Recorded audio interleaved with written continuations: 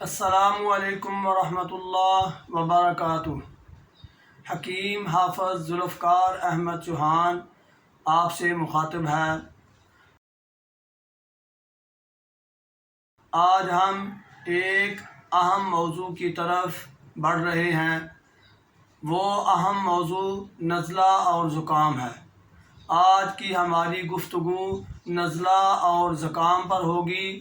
انشاءاللہ اللہ رب العزت کے فضل اور کرم سے ہم آپ کو یہ اویئرنیس دینے میں کامیاب ہوں گے کہ نزلہ اور زکام ایک ہی قسم کا نہیں ہوتا، نہ ہی اس کا علاج ایک ہی قسم کا ہوتا ہے۔ اس کی مختلف اقسام ہیں، ان اقسام کو پہچان کر اس کا علاج کیا جاتا ہے۔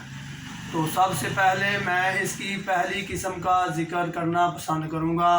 اس کی پہلی قسم میں مواد جو ہے وہ ناک سے گرتا رہتا ہے، پتلا مواد ناک سے گرتا ہے، اور اس کی دوسری صورتحال میں ناک سے مواد تو کچھ دیر گرتا ہے لیکن ناک جو ہے وہ بند ہو جاتی ہے، ناک سے سانس آنا مشکل ہو جاتا ہے۔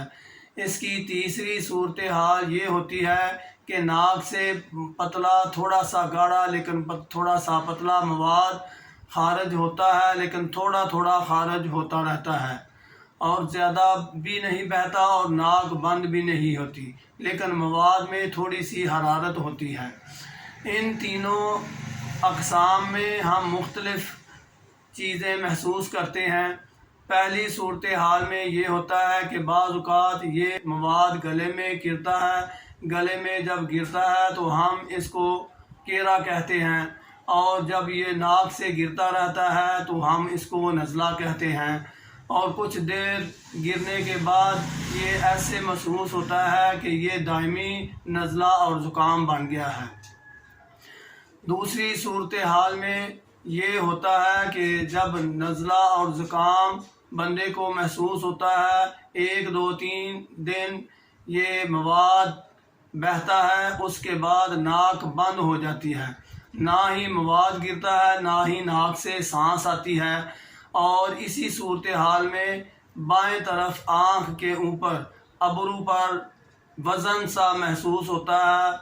مریض نیچے کی طرف دھیان کرے تو بہت زیادہ اس کو تکلیف محسوس ہوتی ہے، اور ساتھ ہی دائیں کن پٹی پر بھی درد ہونا شروع ہو جاتا ہے۔ اس کو درد شقیقہ بھی کہتے ہیں۔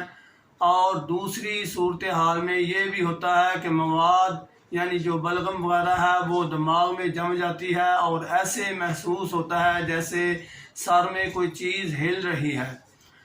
باقی تیسری صورتحال یہ ہوتی ہے کہ مواد ہلکا ہلکا بہتا رہتا ہے، لیکن کچھ دنوں کے بعد یہ مواد بہنا بہت کم ہو جاتا ہے، اور بائیں کن پٹی پر وزن محسوس ہونا شروع ہو جاتا ہے، بائیں ابرو پر بھی وزن محسوس ہونا شروع ہو جاتا ہے۔ اس کو بائیں طرف کی درد شقیقہ کہتے ہیں۔ نیچے دھیان کرنے سے بہت زیادہ تکلیف محسوس ہوتی ہے۔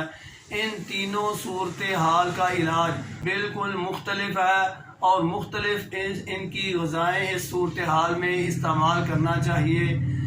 ہم اگلی ویڈیوز میں آپ کو ان تینوں کا بالترتیب علاج بھی پیش کریں گے، اور ان تینوں کے متعلق آپ کو پرہیز سے بھی آگاہ کریں گے، یعنی ان تینوں میں ہم نے کیسے غذا استعمال کرنی ہے اور کون کون سی سادہ ترین دوا جو ہے وہ استعمال کرنی ہے۔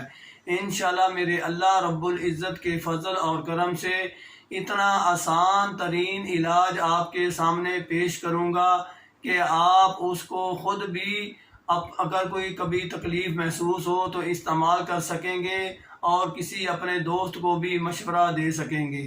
خاص طور پر یہ جو درد شقیقہ ہے، اس سے متعلق میں دیکھتا ہوں کہ بہت سے لوگ پریشان ہیں، اور ڈاکٹر تو اس کے ٹیکے لگا لگا کر بندے کا ویسے ہی بازو خراب کر دیتے ہیں، اور یہ درد شقیقہ ختم نہیں ہوتا۔ اصل میں اس کی پہچان کیا ہے، وہی آپ کے گوش گزار کرنا ہوتی ہے کہ یہ تو نزلہ اور زکام کے بعد کی علامات ہیں۔ اگر یہ پہچان کر کہ نزلہ اور زکام کی علامت ہے، اس کا علاج کیا جائے، اور ہم آپ کے سامنے انشاءاللہ پیش بھی کریں گے تو یہ درد نہیں رہتا۔ اللہ رب العزت سے دعا ہے کہ وہ آپ کو اور مجھے ان خطرناک بیماریوں سے محفوظ رکھے۔ وما علینا الا البلاغ۔ السلام علیکم ورحمۃ اللہ وبرکاتہ۔